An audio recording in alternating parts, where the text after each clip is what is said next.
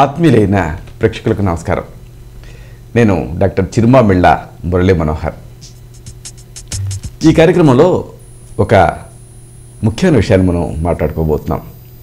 అదేంటంటే అసలు ఈ ఔషధాన్ని ఎలా వేసుకోవాలి, ఎలా వాడాలి, చాలా ముఖ్యమైనది.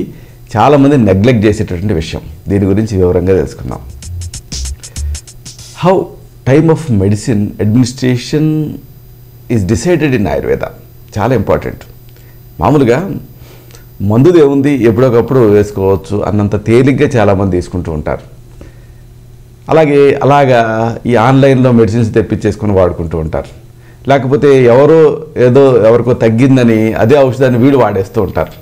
కానీ ఒక ఔషధం వజ్రాయుధంలాగా పనిచేయాలంటే, ఎలాంటి అవాంఛనీయ లక్షణాలు కలగకుండా ఔషధంతో ఉండాలంటే, ఆ ఔషధం తాలూకు పూర్తి శక్తి సామర్థ్యాలు మీకు అందాలంటే ఈ ఔషధాన్ని ఒక ప్రత్యేకమైనటువంటి పద్ధతిలో వాడాలి. ఏ ఔషధమైనా. ఆయుర్వేదం చాలా అద్భుతమైనటువంటి ఒక ఆర్ట్ అని చెప్పాలి. ఎందుకంటే చూడండి, బ్రష్లు అవే ఉంటాయి, పెయింట్లు రంగులు కూడా అవే ఉంటాయి. కానీ ఒక మనిషి వేస్తే అదే బ్రష్ తోటి, అదే పెయింట్ తోటి ఒక అద్భుతమైన కళాఖండం అవుతుంది. మరొక మనిషి వేస్తే జస్ట్ నార్మల్గా ఉంటుంది. ఆయుర్వేదంలో ఔషధ ప్రయోగం కూడా అంతే. సరిగ్గా ఉప్పు అదే, కారం అదే. కానీ కొంతమంది వంట వండితే అద్భుతంగా ఉంటుంది, మరి కొంతమంది వండితే అదే వంట చాలా దయనీయంగా ఉంటుంది. ఎందుకు ఇలాగా అంటే medicine is an art, Ayurveda సిద్ధాంతం బట్టి. కాబట్టి ఒక ఔషధం అద్భుతంగా పనిచేయాలంటే, దాని పూర్తి శక్తి సామర్థ్యాలు మీకు అందాలంటే దానికి కొన్ని నియమాలు ఉన్నాయి. ఈ నియమాలని, ఈ రూల్స్ని, వీటన్నిటిని తెలుసుకుందాం వరుసగా. ఈ మెడిసిన్ని ఎలా వాడాలి అనే దాన్ని అనేక అంశాలను బట్టి డిసైడ్ చేస్తాం. ఉదాహరణకు ఎవరు ఈ మెడిసిన్ వాడుతున్నారు అనేది ముఖ్యం. అంటే ఆ పేషెంట్ తాలూకు స్ట్రెంగ్త్, బలం ఎంత అనేది ముఖ్యం. అలాగే డైజెస్టివ్ హెల్త్ అంటే జీర్ణక్రియ ఎలా ఉంది అనేది కూడా ముఖ్యం. అలాగే వ్యాధి స్థితి ఎలా ఉంది అంటే దానికి ఒక్కొక్క వ్యాధి ఒక రకమైనటువంటి స్థితిలో ఉంటుంది. కాబట్టి ఇలాంటి వ్యాధి స్థితి ఎలా ఉంది అనేది కూడా ముఖ్యం. దానికి మించి ఎలాంటి ఔషధం ఇస్తున్నాం అనే దాన్ని బట్టి కూడా ఆ డోసు, అలాగే అది తీసుకోవాల్సిన విధానం, ఇవన్నీ ఆధారపడి ఉంటాయి. కాబట్టి వీటిని కొద్దిగా వివరంగా తెలుసుకుందాం. మనం మామూలుగా అలోపతి మందులు వాడుతూ ఉంటాం కదా. అలోపతిక్ మెడిసిన్స్ అంటే ఇంగ్లీష్ మందులు. ఇంగ్లీష్ మందుల్ని ఎట్లా వాడతారు అంటే దీంట్లో పెద్ద డెప్త్ లేదు. మోడర్న్ మెడికల్ సిస్టంలో ఈ ఔషధాలు అనేవి సింథటిక్ మెడిసిన్స్, అంటే రసాయనాలతో తయారైనటువంటి ఔషధాలు, అంటే కెమికల్ మాలిక్యూల్స్. కాబట్టి ఈ మెడిసిన్ వాడాలంటే రెండే ప్రధానంగా అంశాలను గుర్తుంచుకుంటారు. ఒకటి ఏంటంటే ఈ ఫుడ్ అనేది ఆమాశయంలో ఉంటుంది. ఇలాంటి ఈ ఫుడ్ అంటే ఆహారం అనేది ఆమాశయంలో ఉన్నప్పుడు అది ఔషధాన్ని, ఔషధ తత్వాన్ని, ఔషధ శోషణని, ఔషధ తాలూకు అబ్జార్ప్షన్ని, ఔషధం తాలూకు జీర్ణక్రియను మారుస్తుంది అని అనుకుంటే, అలాంటి సందర్భాలలో అలాంటి ఔషధాన్ని ఆహారానికి ముందేస్తారు. ఎందుకంటే ఈ ఆహారం అనేది ఆ ఔషధాన్ని మార్చే అవకాశం ఉంటుంది కాబట్టి అలాంటి సందర్భాల్లో బిఫోర్ ఫుడ్ ఇస్తారు. అలాగే ఇక్కడ మరొక విషయం ఉంది. ఈ ఔషధం ఏదైతే ఉందో ఇది ఒకవేళ గ్యాస్ట్రైటిస్ అంటే ఎసిడిటీని, లేకపోతే ఒక రకమైనటువంటి యావగింపుని ఇలాంటిది కలిగిస్తుంది అని అనుకున్నప్పుడు అలాంటి ఔషధాన్ని ఆఫ్టర్ ఫుడ్ ఇస్తారు. అంటే ఔషధం కనుక ఎంప్టీ స్టమక్ మీద వేసుకుంటే దాంతో ఎసిడిటీ వస్తుంది, దానికి పెయిన్ కిల్లర్స్ ఉన్నాయి, వాటితో ఎసిడిటీ వస్తుంది అనుకుంటే ఆఫ్టర్ ఫుడ్ ఇస్తారు. సింపుల్గా ఈ రెండే అంశాలను పాటిస్తారు అలోపతి వైద్య విధానంలో. ఇక ఆయుర్వేదం దీంట్లో అట్లా కాదు, అనేక అంశాలు ఉంటాయి. ఆయుర్వేదంలో ఈ ఔషధం అనేది కెమికల్ కాదు, ఇది ముఖ్యంగా గుర్తుపెట్టుకోవాలి. ఇది ఒక మూలికలతో తయారైనటువంటి ఒక ఔషధం. కాబట్టి ఈ ఔషధాలు ఆయుర్వేదంలో మూలికలతో తయారైనటువంటి ఔషధాలు ఉంటాయి కాబట్టి సాధారణంగా వీటి డోస్ ఎక్కువ ఉంటుంది. చూడండి, మీరు ఇంగ్లీష్ వైద్యంలో చిన్న ట్యాబ్లెట్ 500 mg ఆ స్థాయిలో ఉంటుంది. కానీ ఆయుర్వేదంలో మేము త్రిఫలా చూర్ణం లాంటి ఇచ్చాను 3 గ్రాములు ఇవ్వాల్సి వస్తుంది. కాబట్టి ఇక్కడ ఈ ఆయుర్వేదంలో ఔషధాలు అనేవి పెద్ద డోసులో ఇస్తాం. ఇక్కడ ఒక విషయం ఉంది. ఈ ఔషధాలు ఎలా పనిచేస్తాయి అంటే పండ్లులాగా, అలాగే గింజధాన్యాలలాగా కూరగాయలాగా ఇలా పనిచేస్తాయి ఔషధాలు అనేవి. ఇంకా చెప్పాల్సి వస్తే ఈ ఆయుర్వేద ఔషధం ఇచ్చినప్పుడు అది ఏం చేస్తుంది, మామూలుగా అలోపతిలో డైరెక్ట్గా ఆ బ్లడ్ బ్రెయిన్ బ్యారియర్ని దాటేసుకొని వెళ్ళిపోతుంది, అంటే డైజెషన్ అవ్వదు. కానీ ఆయుర్వేదంలో ఇచ్చేటువంటి ఔషధం ఏం జరుగుతుంది అంటే ముందు ఆహారాల్లాగా డైజెస్ట్ అవుతుంది, అంటే చిన్న చిన్న అనుఘటకాల కింద విడిపోయి అప్పుడు ఆమాశయం ఎట్లా అయితే ఆహారాన్ని తీసుకుంటుందో ఆహార రసాన్ని అలాగే ఔషధాన్ని పీల్చుకుంటుంది, పేగులు ఇలాంటివి. ఆ తర్వాత ఏం జరుగుతుంది, అప్పుడు రక్తంలో కలిసి రక్తంతో పాటుగా ఆహారంలాగా వెళ్తూ టార్గెట్ సైట్స్కి వెళ్ళి ఎక్కడైతే పనిచేయాలో అక్కడ పనిచేస్తుంది, అక్కడ ట్రీట్మెంట్ తాలూకు ఫలితాన్ని ఇస్తుంది. కాబట్టి ఆయుర్వేదంలో ఈ ఔషధం బాగా పనిచేయాలి అంటే ఈ జీర్ణశక్తి అనేది ముఖ్యం కదా. అందుకనే 100 రోగాలు వచ్చినా 100 వ్యాధులు వచ్చినా మనిషి తాలూకు జీర్ణశక్తిని కనుక కాపాడగలిగితే ఆ మనిషికి ఏం కాదంటుంది ఆయుర్వేదం. అంటే జీర్ణశక్తిని బట్టి ఔషధం పనిచేస్తుంది. ఇక్కడ ఈ ఆయుర్వేదం గురించి మీకు చెప్పాల్సి వస్తే కొన్ని ఆసక్తికరమైన విషయాలు ముందు చెప్పాలి. ఆయుర్వేదం 3 సూత్రాల ఆధారంగా నడుస్తుంది. 3 సూత్రాలు అవేమిటంటే హేతులింగ ఔషధాలు, వీటిని 3 సూత్రాలు అంటారు. హేతు అంటే ఏమిటంటే కాజేటివ్ ఫ్యాక్టర్, కారణం. లింగం అంటే ఏంటంటే సైన్స్ అండ్ సిమ్టమ్స్, అంటే లక్షణాలు. ఇక ఔషధం అంటే ఏంటంటే ట్రీట్మెంట్. ఈ 3 సూత్రాలు హేతులింగ ఔషధాన్ని బట్టి ఈ ఆయుర్వేదం అనేది మొత్తం నడుస్తుంది. ఒక వ్యాధి తాలూకు ట్రీట్మెంట్ అనేది సక్సెస్ అవ్వాలి అంటే, ఒక వ్యాధికి మనం ట్రీట్మెంట్ ఇచ్చినప్పుడు అది బాగా సత్ఫలితాన్ని ఇవ్వాలంటే అప్పుడు 7 అంశాన్ని పరిగణించాలి అంటుంది ఆయుర్వేదం.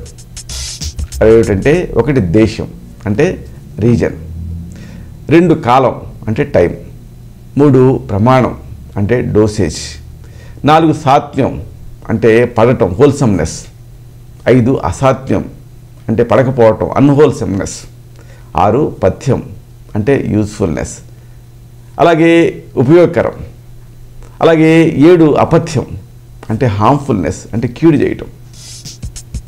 ఇలాగే ఈ 7 అంశాలని పరిగణించాల్సి ఉంటుంది.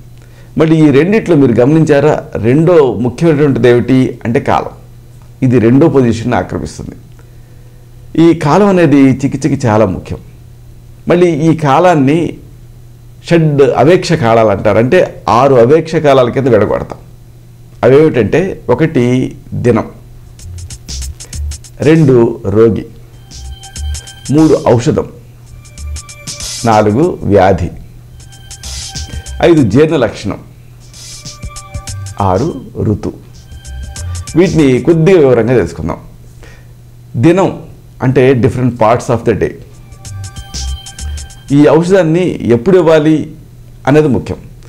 ఉదాహరణకు ఏదన్నా వాంతిని కలిగించడానికి వమన ద్రవ్యాలు అనేది ఇస్తాం ఆయుర్వేదంలో, ఎమిటిక్స్. వీటిని ఎప్పుడు కూడా వాంతిని కలిగించాలి అనుకున్నప్పుడు అప్పుడు ఎర్లీ మార్నింగ్ ఇస్తాం, అంటే ఈ పూర్వాన్నం అంటాం. అంటే ఇలా ఎంటీ స్టమక్ మీద ఇస్తే ఆ బయలంతా కూడా పూర్తిగా బయటకు వచ్చేసేసి అప్పుడు దాని తాలూకు ఉపయోగం జరుగుతుంది. కాబట్టి ఎమిటిక్స్ని అంటే వాంతి కలిగించడానికి ఔషధాన్ని ఇచ్చేటప్పుడు ఎర్లీ మార్నింగ్ ఇస్తాం, ఇదొక రూల్.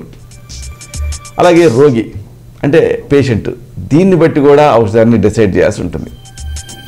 ఉదాహరణకు రోగికి ఏదైనా ఔషధం ఇవ్వాలన్నప్పుడు ఆ రోగి బలం ఎంత అనేది చూడటం చాలా చాలా ముఖ్యం. దాన్ని బట్టి ఈ మెడిసిన్ ఎప్పుడు ఇవ్వాలి అనేది ఆలోచిస్తాం. ఉదాహరణకు రోగికి బాగా మంచి బలం ఉందనుకోండి, స్ట్రెంత్, అప్పుడు అలాంటి రోగికి ఔషధాన్ని ఎంటీ స్టమక్తో ఇవ్వచ్చు, అంటే ఖాళీ కడుపుతో ఇవ్వచ్చు. అలా కాకుండా ఈ ఔషధాన్ని వేసుకునేటువంటి వ్యక్తి బాగా బలహీనంగా ఉన్నాడు అనుకోండి, అప్పుడు ఏదైనా మంచి ఉపయోగకరమైనటువంటి మంచి చేసేటువంటి ఆహారంతో పాటుగా ఈ ఔషధాన్ని ఇవ్వాల్సి ఉంటుంది. ఇక 3వది ఔషధం.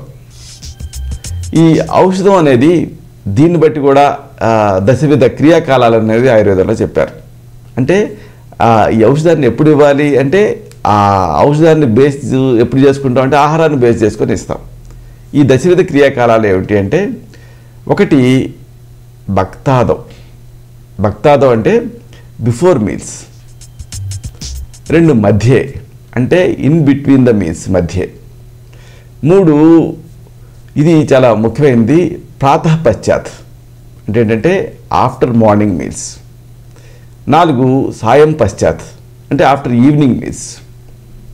5 ముహుర్ అంటే ఫ్రీక్వెంట్లీ మాటికి ఇవ్వటం. 6 సముద్గం అంటే బిఫోర్ ఫుడ్ అలాగే ఆఫ్టర్ మీల్స్, ఆహారానికి ముందు ఆహారం తర్వాత. ఇక 7వది భక్త సంయుక్తం అంటే ఏంటంటే ఈ ఆహారంతో పాటుగా కలిపి ఇవ్వటం. ఇక 8వది గ్రాస అంటే ప్రతి ముద్దతోటి ప్రతి మోర్సల్తోటి ఆహారాన్ని ఇవ్వటం. ఇక 9 గ్రాసాంతర అంటే 2 ముద్దలకి మధ్యలో ఇవ్వటం. ఇలాగా. ఇక తర్వాత అంశం వ్యాధి అంటే డిసీజ్. ఈ వ్యాధిని బట్టి కూడా ఔషధాన్ని ఇవ్వాల్సి ఉంటుంది. ఉదాహరణకు జ్వరం ఉంది. జ్వరంలో ప్రతి 6వ రోజున మెడిసిన్ మారుస్తూ ఉంటాం. ముందు ఏం చేస్తాం, జ్వరం వచ్చినప్పుడు దీర్ఘకాలపు జ్వరం పేయ అంటే లిక్విడ్స్ని ఇస్తాం. తర్వాత 6వ రోజుకి ఆ లిక్విడ్స్ మానేసేసి కషాయాలు ఇవ్వటం మొదలు పెడతాం, డికాక్షన్స్. తర్వాత 6 రోజులు అలా గడిచిన తర్వాత క్షీరం అంటే పాలను ఇవ్వటం మొదలు పెడతాం. తర్వాత సర్పి అంటే ఈ ఘృతంతో నెయ్యితోటి తయారైనటువంటి ఔషధాన్ని ఇస్తాం. అలాగ 6 రోజులు ఇచ్చిన తర్వాత విరేచనానికి ఇస్తాం, పర్గేషన్. ఇలాగ ఒకదాని తర్వాత ఒకటి మారుస్తూ ఉంటాం, ఎందుకంటే క్రమంగా ఈ డైజెషన్ అనేది పెరుగుతూ ఉంటుంది జ్వరంలో కాబట్టి. ఇక తర్వాత అంశం ఈ ఔషధాన్ని ఇవ్వటానికి జీర్ణలింగాలు అంటే స్టేజ్ ఆఫ్ డైజెషన్ అంటే ఆహారం ఏ స్థాయిలో డైజెస్ట్ అయింది అనేది కూడా ముఖ్యం. ఏదైనా ఒక ఔషధాన్ని ఇవ్వాలనుకున్నప్పుడు ఈ ఆహారం జీర్ణమైందా లేదా అనేది చూసుకోవడం ముఖ్యం. అంటే ఆకలి సరిగ్గా ఉందా, తర్వాత ఈ వేగాలు ఎలా ఉన్నాయి, న్యాచురల్ అడ్జస్ట్ ఉంటాయి కదా, కాలకృత్యాలు ఇవన్నీ జరిగాయా, తర్వాత మల నిర్వహణ సజావుగా జరిగిందా, అలాగే ఉద్గార శుద్ధి తేన్పు అనేది కరెక్ట్గా క్లియర్గా వస్తూ ఉందా, లేకపోతే ఆహారం తాలూకు రుచితో వస్తుందా, ఇవన్నీ చూసుకొని ఇవన్నీ లేనప్పుడు ఇలాంటి సమస్యలు ఏవి లేనప్పుడు అప్పుడు మాత్రమే ఔషధాన్ని ఇవ్వటం అనేది జరుగుతుంది. ఇది జీర్ణ లక్షణాలు అంటారు. ఇక 6వది ఋతువులు అంటే నేచర్ ఆఫ్ సీజన్ని బట్టి కూడా ఔషధం అనేది ఉంటుంది. ఉదాహరణకు కొన్ని దోషాలు చేయావస్థలో ఉంటాయి అంటే ఇంక్రీజింగ్ కండిషన్, కొన్ని దోషాలు ప్రకోపావస్థలో ఉంటాయి ఎక్సెసివ్ ఇంక్రీజ్. కాబట్టి ఇవన్నీ చూసుకొని ప్రతి దోషాన్ని దాన్ని బట్టి ఈ ఔషధాన్ని ఇవ్వటం జరుగుతుంది. ఇప్పుడు మనం చెప్పుకున్నటువంటి ఈ అంశాన్ని కొద్దిగా వివరంగా తెలుసుకుందాం, ఎందుకంటే ఇది మీకు వినడానికి డ్రైగా అనిపిస్తుంది, కానీ ఒకే ఔషధం కొంతమందిలో అద్భుతంగా పనిచేస్తుంది, కొంతమందిలోనేమో బ్యాడ్ ఎఫెక్ట్స్ సైడ్ ఎఫెక్ట్స్ వస్తాయి. ఎందుకు వస్తాయి అంటే ఈ కీలకమైనటువంటి విషయాన్ని తెలుసుకోకపోవటం వల్లనే. కాబట్టి ఒక వ్యాధిగ్రస్తుడిగా ఒక వ్యాధితో బాధపడేటువంటి వ్యక్తిగా మీరు దీన్ని బాగా అర్థం చేసుకుంటే, ముఖ్యంగా ఆయుర్వేద మందులు అద్భుతంగా పనిచేయాలి, వజ్రాయుధాల్లా పనిచేయాలంటే ఇది తెలుసుకోవాలి. ముఖ్యంగా ఎంటీ స్టమక్ అంటే నిరాన్నం అంటారు, ఆ భక్తం అని కూడా అంటారు. ఎంటీ స్టమక్ మీద ఔషధాన్ని ఎలాంటి సందర్భాల్లో ఇవ్వాలి జాగ్రత్తగా గుర్తుపెట్టుకోవాలి. ఒకటి ఖాళీ కడుపుతో ఎప్పుడు ఇస్తాము అంటే కఫ వ్యాధులు ఉన్నప్పుడు ఖాళీ కడుపుతో ఇస్తాం. ఎందుకు ఇలా ఇస్తాం? కఫ వ్యాధులు అంటే ఏమిటి, మీకు బాగా ముక్కు గారుతుంది లేదా బాగా కఫంతో కూడిన దగ్గు వస్తుంది, ఇలాంటప్పుడు ఆయుర్వేద ఔషధాన్ని ఎప్పుడు వాడాలి అంటే ఎంటీ స్టమక్ వాడాలి, ఎంటీ స్టమక్ మీద వేసుకోవాలి. ఎందుకు అంటే ఎంటీ స్టమక్ మీద ఏం జరుగుతుందంటే కఫం తక్కువ ఉంటుంది, కఫం తక్కువ ఉండి వాతం పిత్తం ఎక్కువ ఉంటాయి. కాబట్టి కఫ వ్యాధులలో ఖాళీ కడుపుతో ఉన్నప్పుడు కఫం తక్కువ ఉంటుంది కాబట్టి అలాంటప్పుడు ఇంకా కఫాన్ని ఇంకా తగ్గించాలి అంటే ఎంటీ స్టమక్ మీద వేసుకున్నారనుకోండి కఫం ఇంకా తగ్గుతుంది. అదే మీరు భోజనం చేసిన తర్వాత కఫం తయారవుతూ ఉంటుంది కదా, అసలే మీకు కఫ వ్యాధి అంటే దగ్గు వస్తుంది, తమటతో కూడిన దగ్గు. అలాంటప్పుడు మీరు ఫుడ్ తిన్నారు, ఆ దగ్గు ఇంకా ఎక్కువ అవుతుంది, ఎందుకంటే కఫం ఎక్కువ అవుతుంది కాబట్టి. కాబట్టి మెడిసిన్ స్ట్రెంత్ ఎంతసేపు కూడా ఆ ఎక్కువైన కఫాన్ని తగ్గించడానికి ఉపయోగపడుతుంది తప్పితే పూర్తి స్థాయిలో ఉపయోగపడదు. అదే ఖాళీ కడుపు మీద వేసుకున్నారనుకోండి కఫ వ్యాధులలో ఆ మెడిసిన్ పూర్తి స్థాయిలో పనిచేస్తుంది. కాబట్టి కఫ వ్యాధులలో ఖాళీ కడుపుతోటి ఔషధాన్ని వాడాలి, ఇదొకటి. ఇక ఎంటీ స్టమక్ మీద ఎప్పుడు ఇస్తాము అంటే వ్యాధి బలం అనేది రోగి బలాన్ని బట్టి ఉంటుంది. ఇప్పుడు రోగి బాగా బలంగా ఉన్నాడు అనుకోండి, బాగా స్ట్రాంగ్గా ఉన్నాడు, అలాంటప్పుడు అలాంటి రోగి ఖాళీ కడుపుతో మందు వేసుకున్నా కానీ ఎలాంటి అవాంఛనీయ లక్షణాలు కనిపించవు.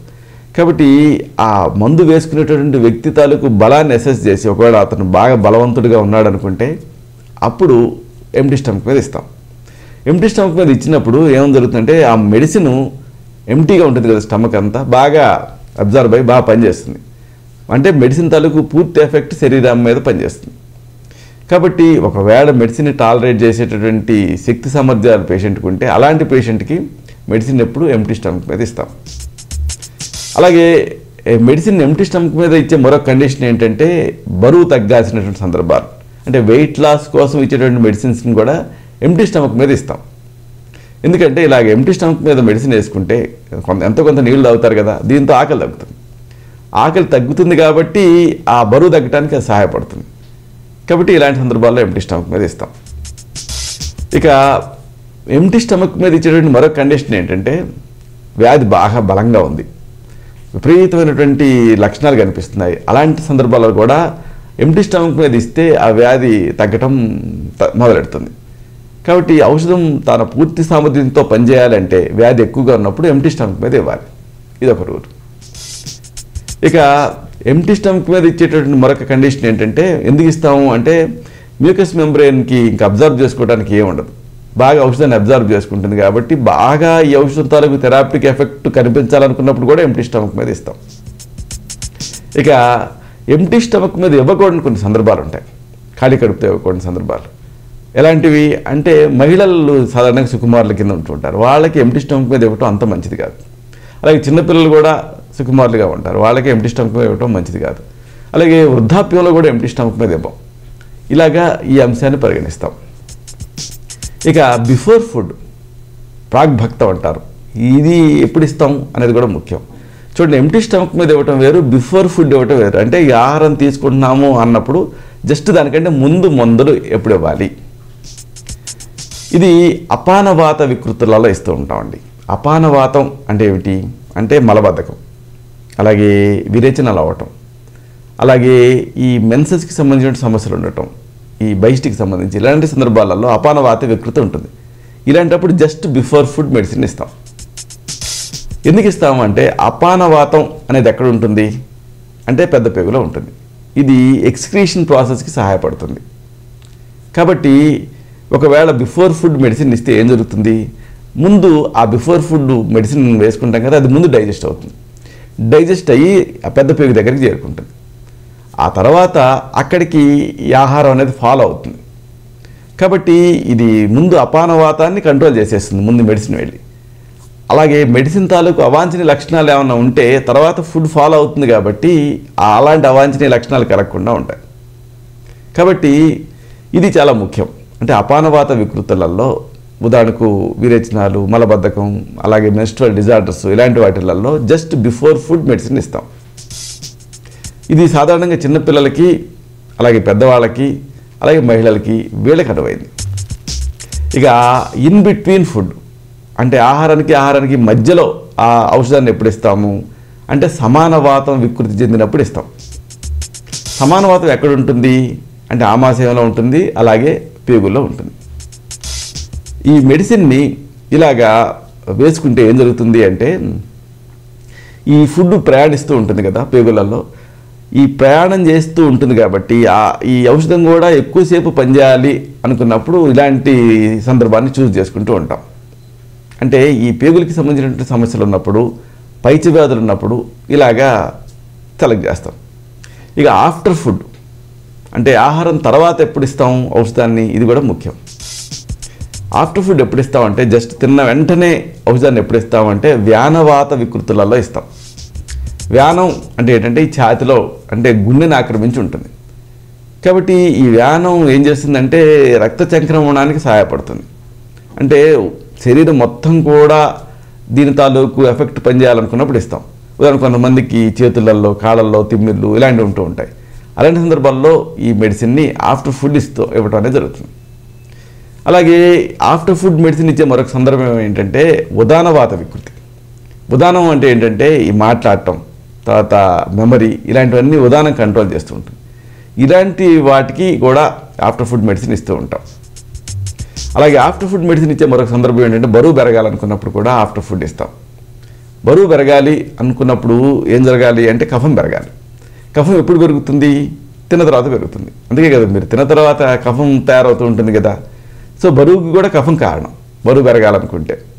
కాబట్టి మనం ఇచ్చే మెడిసిన్ బరువు పెంచాలనుకున్నప్పుడు దానికి కాంప్లిమెంటరీగా పనిచేయాలి కఫానికి. కాబట్టి అలాంటి సందర్భాల్లో కూడా బరువు పెరగాలనుకున్నప్పుడు అలాగ బరువు పెంచేటటువంటి ఔషధాన్ని ఆఫ్టర్ ఫుడ్ వేసుకోవాల్సి ఉంటుంది. ఎందుకంటే ఈ ఆహారం అనేది మనం తిన్న తర్వాత డైజెషన్ స్టార్టింగ్ ఫేజ్లో కఫం పెరుగుతుంది. కాబట్టి కఫం డామినెంట్గా ఉంటుంది. ఆ సందర్భంలో కఫం పెంచాలి, పెరిగితే బరువు పెరుగుతారు కఫం పెరిగితే. కాబట్టి మెడిసిన్ కూడా అలాంటి సందర్భాల్లో చూసుకొని ఇవ్వాలి. కాబట్టి బరువు పెరగాలి, అండర్ వెయిట్ ఉండే వాళ్ళకి ఇలాంటి ఆఫ్టర్ ఫుడ్ మెడిసిన్ ప్రిస్క్రైబ్ చేస్తూ ఉంటాం. అలాగే ఈ ఛాతిలో కఫ దోషాలు ఎక్కువ ఉంటూ ఉంటాయి. అలాంటి సందర్భాలలో కూడా ఆఫ్టర్ ఫుడ్ మెడిసిన్ ఇస్తూ ఉంటాం, ఎందుకంటే ఆ కఫం తగ్గాలి కాబట్టి. ఇక గ్రాసాంతరం అంటే ముద్దకి మధ్య కూడా ఔషధాన్ని ఇవ్వాల్సి ఉంటుంది. ఎప్పుడు ఇస్తాం ఇలాగా అంటే ప్రాణవాత వికృతులలో ఇస్తూ ఉంటాం. ప్రాణవాతం ఏం చేస్తుందంటే పేగుల కదలికని అంటే పెరిస్టాల్సిస్ని అలాగే రెస్పిరేషన్ని కంట్రోల్ చేస్తూ ఉంటుంది. ఈ ప్రాణవాతం అనేది ఒకవేళ అదుపు తప్పింది అనుకోండి, ఇప్పుడు వాంతులు అవుతాయి, అలాగే ఆయాసంగా అనిపిస్తూ ఉంటుంది, ఉబ్బసం ఉంటూ ఉంటుంది. ఇలాంటి సందర్భాలలో ఈ మెడిసిన్ ఇలా ఇస్తాం. అంటే ముద్దకి మధ్యలో శాండ్విచ్ చేసినట్టుగా ఈ ఔషధాన్ని ఇవ్వాల్సి ఉంటుంది. అప్పుడు పెరిస్టాల్సిస్ అంటే పేగుల కదలిక బాగుంటుంది, సక్రమంగా ఉంటుంది.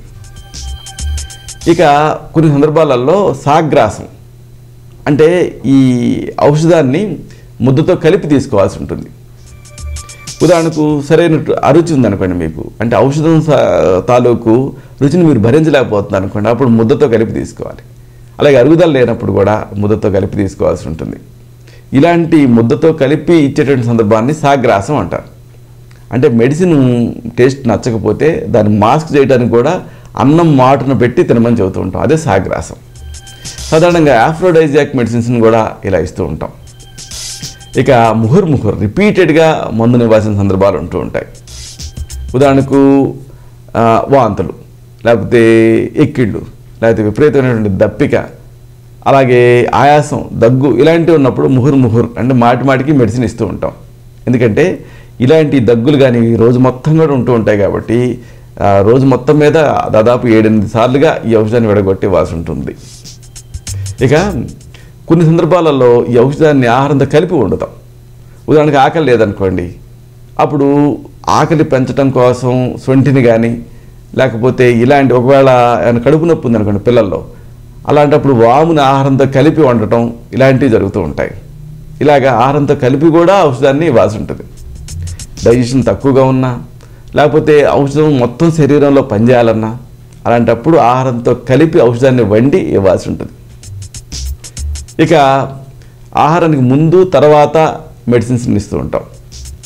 ఉదాహరణకు కన్వల్షన్స్ ఉన్నప్పుడు, ఫిట్స్ ఉన్నప్పుడు, అలాగే ఎక్కిళ్ళు ఉన్నప్పుడు, అలాగే ఒకవేళ ఈ దోషాలు అనేవి మొత్తం శరీరం పైన upper part of the body ఆక్రమించినప్పుడు అలాంటప్పుడు ఈ ఔషధాన్ని ఇస్తూ ఉంటాం. ఇక 2 మీల్స్ టైం మధ్యలో కూడా ఔషధాన్ని ఇస్తూ ఉంటాం.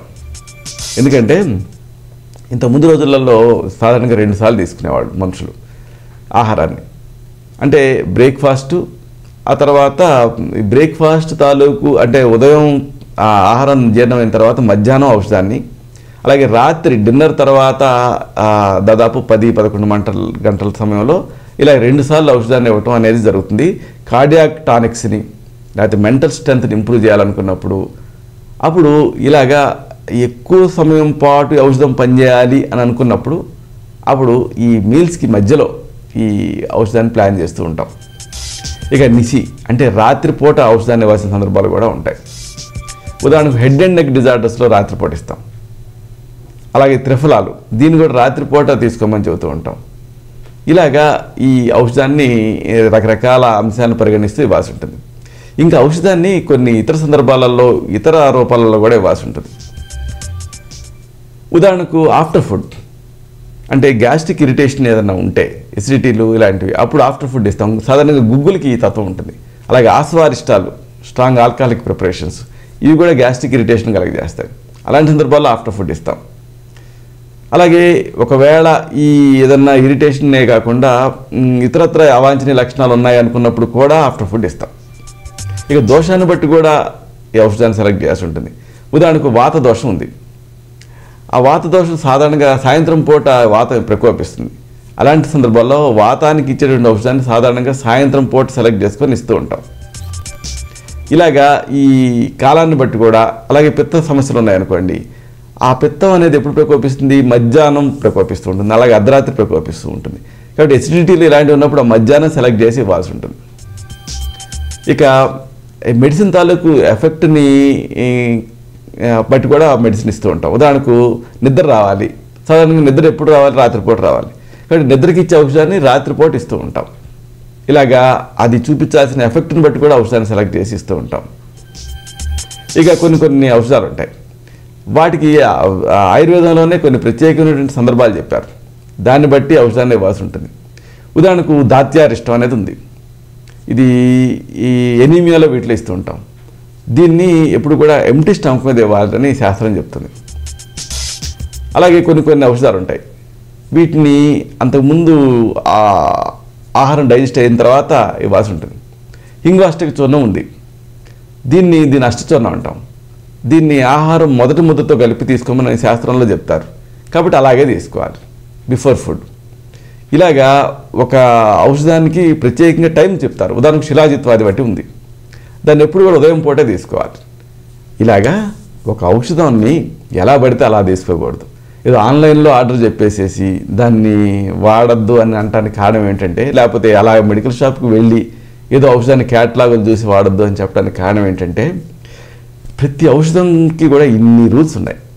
కాబట్టి జాగ్రత్తగా వైద్యుడు డిసైడ్ చేసి వ్యాధి ఏమిటి, వ్యాధి బలం ఎంత ఉంది, అలాగే రోగి బలం ఎలా ఉంది, అలాగే ఔషధ బలం ఎలా ఉంది, ఇవన్నీ కన్సిడర్ చేసి మీ నాడిని చూసి మీ తత్వాన్ని పరీక్ష చేసి మీకు మాత్రమే ప్రత్యేకమైనటువంటి ఈ నియమ నిబద్ధతలతోటి అనుపాన సహపానాలతోటి ఔషధాన్ని ఇవ్వాలి. ఇలాగా ఔషధాన్ని వాడితే ఆ ఔషధం వజ్రాయుధంలాగా పనిచేస్తుంది. అంటే పిన్ పాయింటెడ్గా వెళ్ళి తగులుతుంది. మనం బాణం వేసేటప్పుడు గురి చూసి కొడితే ఎట్లా అయితే దాని లక్ష్యాన్ని ఛేదిస్తామో అలాగే వ్యాధి కోకటి వేళతో సహా నయం అవుతుంది. కాబట్టి ఒక ఔషధాన్ని వాడాలంటే ఇన్ని అంశాలను పరిగణించాలి. ఇదే ఆయుర్వేదం గొప్పతనం. అంటే ఏదో చూడటానికి సింపుల్గా అనిపిస్తుంది, ఆయుర్వేదం సైడ్ ఎఫెక్ట్స్ ఉండవు అని అనుకుంటూ ఉంటారు, కానీ ఎఫెక్ట్స్ బాగా కలగాలి అంటే దాని ఔషధం తాలూకు పూర్తి సామర్థ్యం మీకు పనిచేయాలంటే ఇలాగ వీటన్నిటిని కన్సిడర్ చేయాల్సి ఉంటుంది. ఇలాంటి మరొక ఆసక్తికరమైన విషయాన్ని తిరిగి ఇదే కార్యక్రమాల పరంపరలో మనం కలుసుకున్నప్పుడు సవివరంగా, సహేతుకంగా, సమగ్రంగా తెలుసుకుందాం.